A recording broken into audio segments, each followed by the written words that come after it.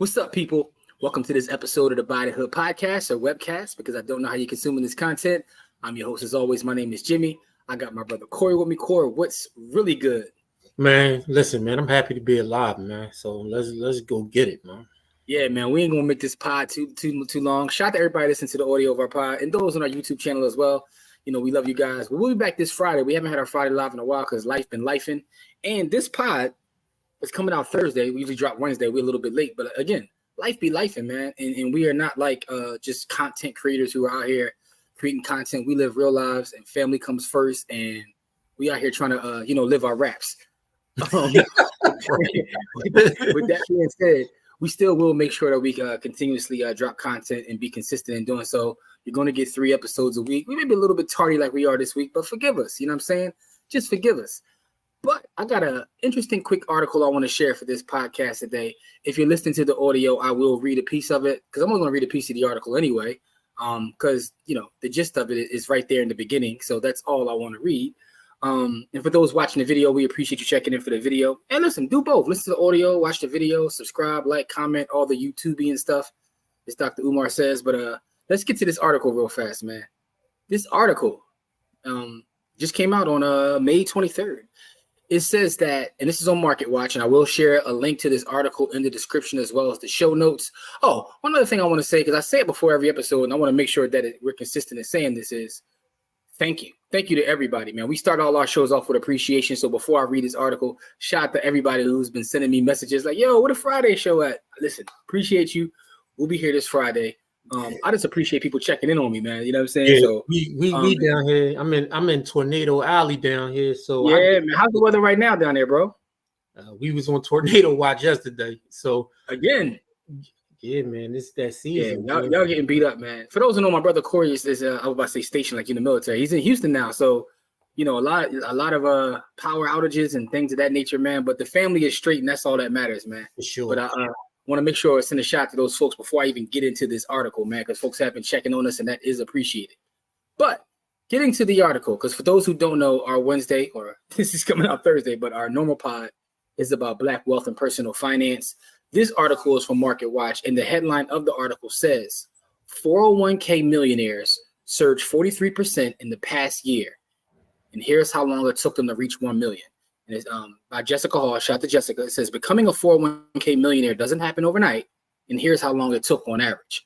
I think this is an interesting article because I've gotten into debates with people who say the 401k is a scam, the Roth IRA is a scam. Those social media finance influencers who are really just trying to sell you their course or a product and really don't dig down into deeply how these products work. Because when you look at how these products work, you realize that those that have means know how to navigate these products, specifically the IRAs, in ways. I just talked about it on the last episode of Stack Sats at Die Trying. People tell me the IRA is trash. Tell that to Mitt Romney. Now, with that being said, the 401k can be utilized in different ways as well. And you're more likely to become a millionaire through a 401k than you are, trading stocks. If we're being very honest, and this is coming from someone who trades stocks, right? But let's look at the actual data. And to me, data is paramount, man. So let me read the quick things in the article, Corey. I'll let you weigh in on it, man. And I think also the timing is another factor that we have to talk about. It says the number of 401k millionaires surged 43% from a year ago, boosted by market gains and steady contributions. But those millionaire success stories were an average of 26 years in the making, according to Fidelity Investments. So it took about 26 years of someone working and contributing to hit $1 million in their account. The first quarter had 485,000 401 created millionaires. That was a 15% increase from last quarter when there were 422,000 and a 43% increase from a year ago based on Fidelity survey. Now, I'm not going to read the full article. I will leave a link for it so you can get more into the nuance of it.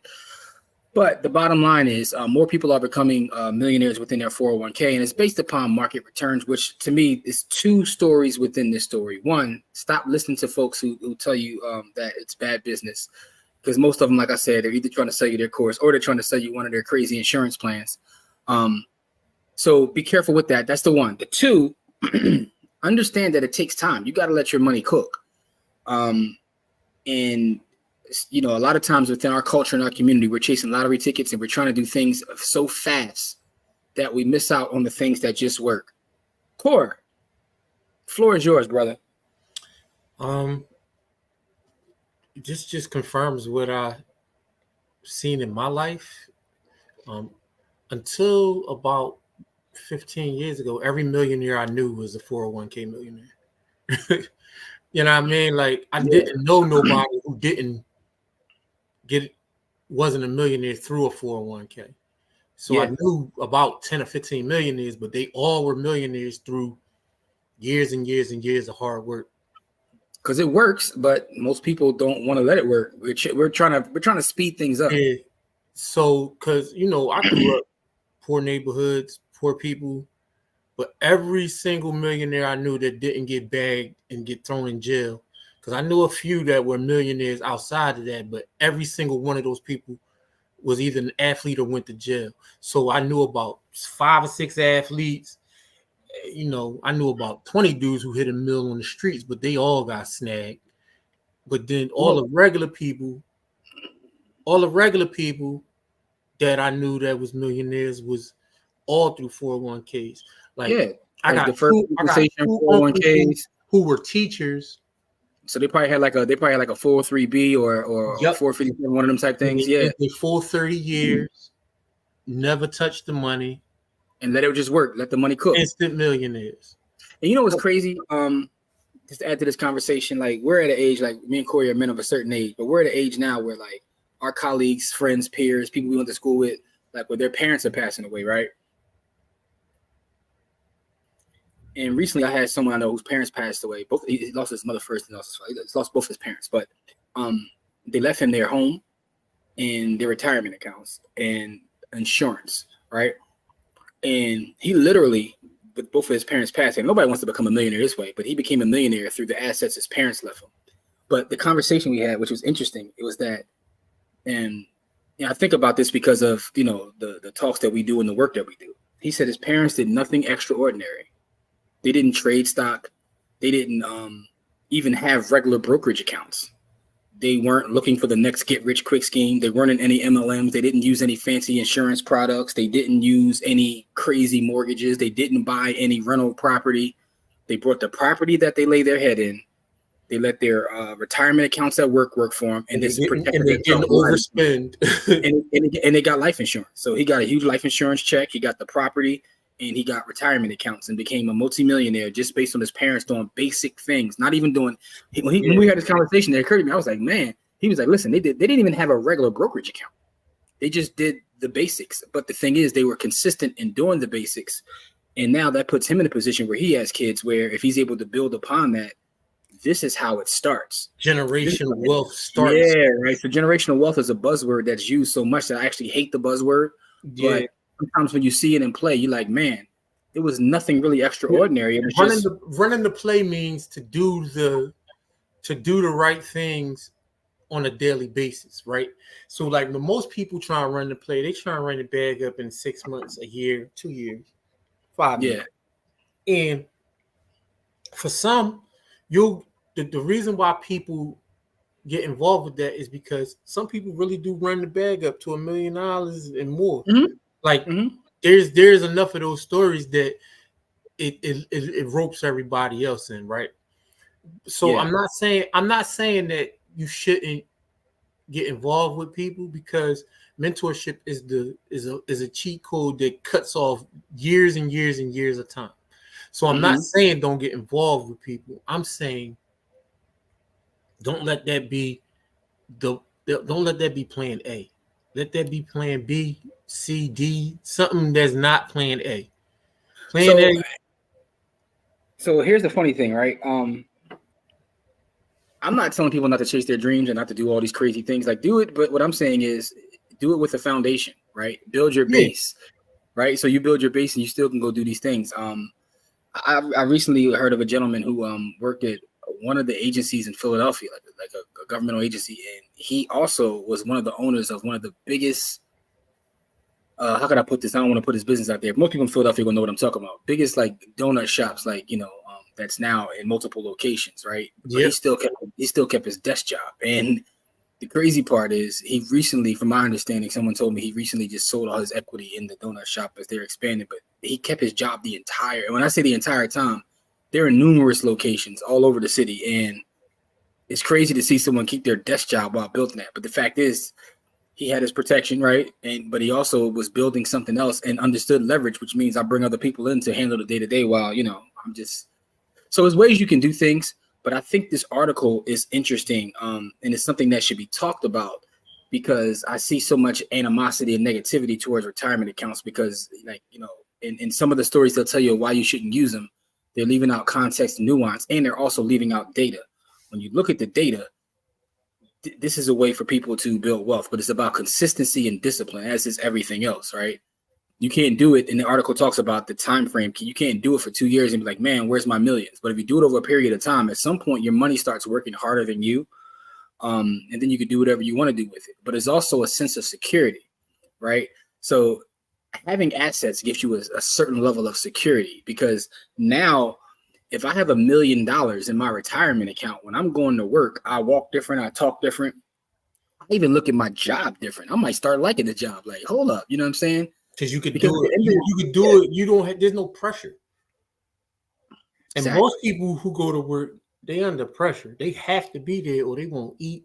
They don't sleep. They don't, you know what I mean? And so that's, you don't get to live a regular life unless you get your ass up and go. You know what I mean? So that's not, and that's not knocking the average everyday working person. That's just the reality of the country we live in and the world we live in. I'm just, and so what these retirement accounts do is they think about the you 20 years from now. Those retirement accounts are your way of thinking of you 20 years from now, right? So, hey man, Sheik Luce told you, man, plan for your future because you figure you're gonna be older way longer than you're gonna be younger.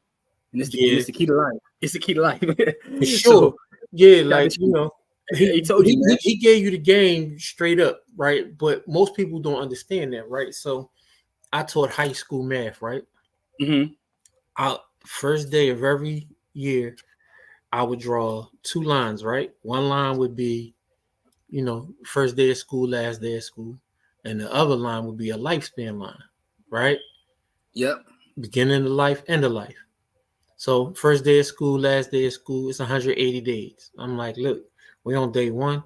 This is a 180-day journey to get you to the next grade with way more information than you got now. Mm-hmm. You know what I mean? And we on day 1 of 180. Then I was like, on a lifespan, John, I would say, look, man, y'all between 14 and 18, right? Mm-hmm. And the average person in America lives to be 78 years old. Mm-hmm. So I said, you're here in your life. This is how much life you got in front of you on average. Mm-hmm. I said, what are you doing to take care of that person that's 78 right now? What are you doing? Like, that's a bar, and I'm stealing all that work from you, by the way. But it's a bar because it's not just financially; it's educationally, it's mentally, it's spiritually. What are you doing today that's going to take care of 78-year you, right? Because every decision you make today is going to affect that 78-year-old you, right? So what are you doing today that's going to positively affect what 78-year-old you has, has going on?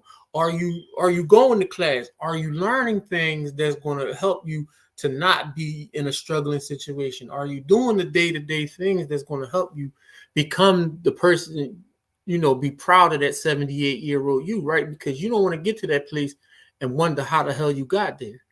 That's not what you want to do, right? And I said, we all know people like that, right? Because we live in neighborhoods where 2/3 of the people look like that.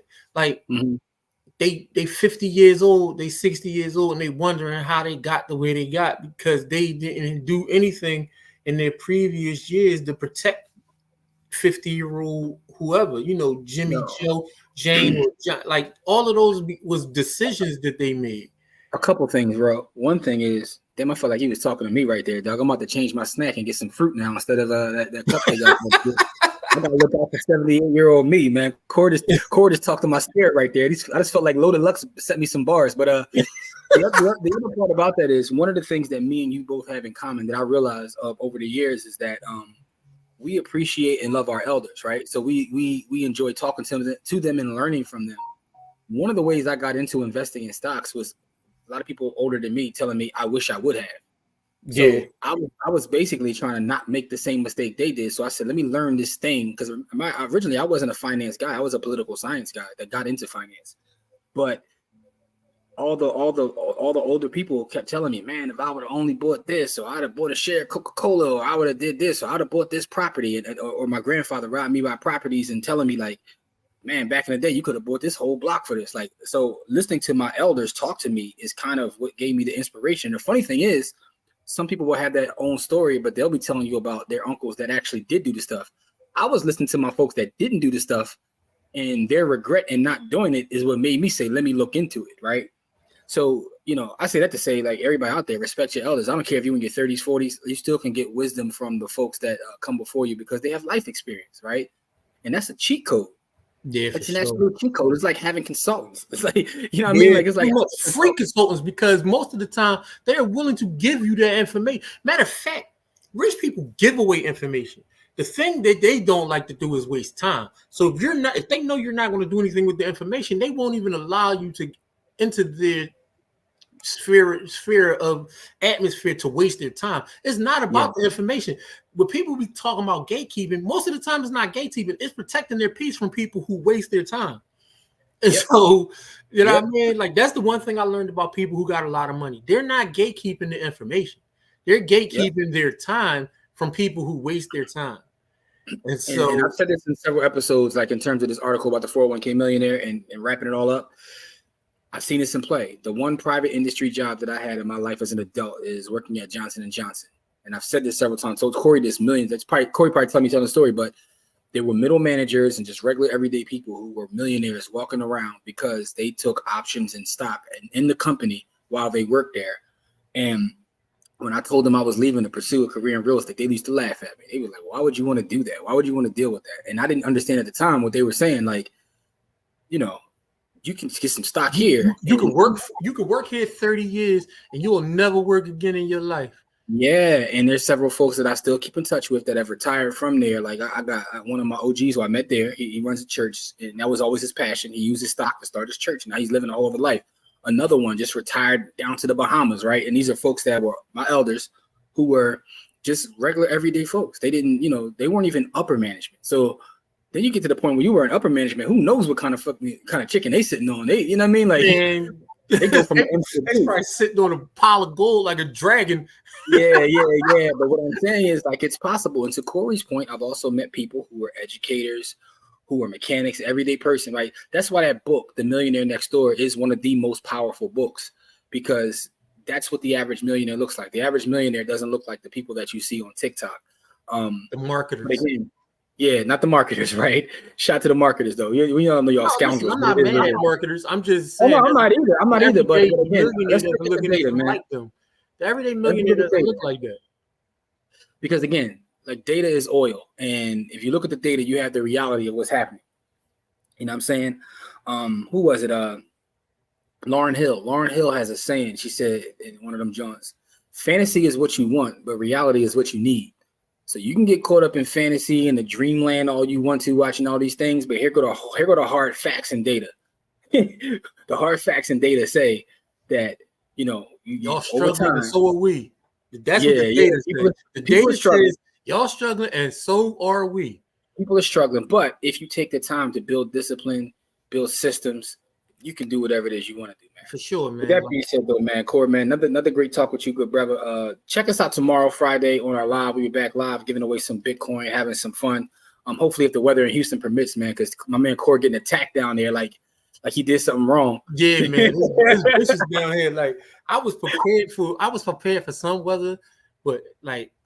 Yeah, you ain't used to that. Yeah, spring weather down here is vicious. Like, how long did anybody tell you how long that generally lasts in Houston?